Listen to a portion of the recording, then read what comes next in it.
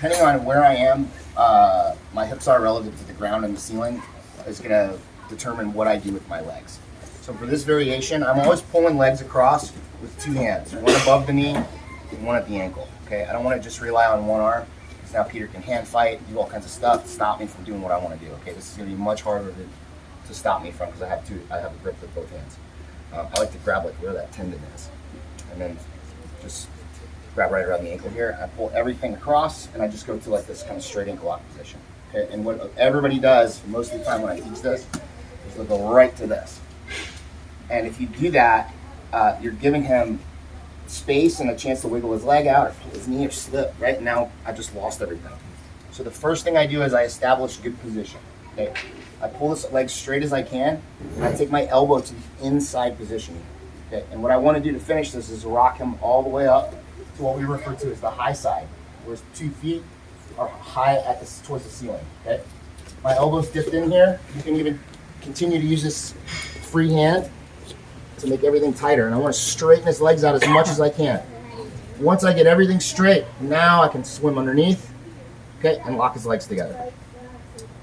When we finish, I'm not taking my top hand to my bottom one like this, because it loosens everything up, and now Peter can, again, slip his leg out. Okay, I always bring my bottom hand to my top hand. Okay, and now, instead of just pulling up on this bottom leg, I am pulling up on the bottom leg, but I'm also laying body weight into the foot. Okay, so it's stretching his foot out, and I want like as low here as I can get. I don't want to be up here.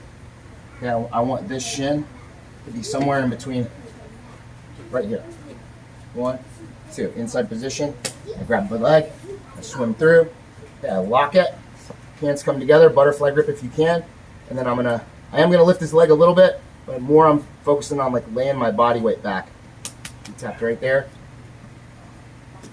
And that's as far as I could go if I needed to.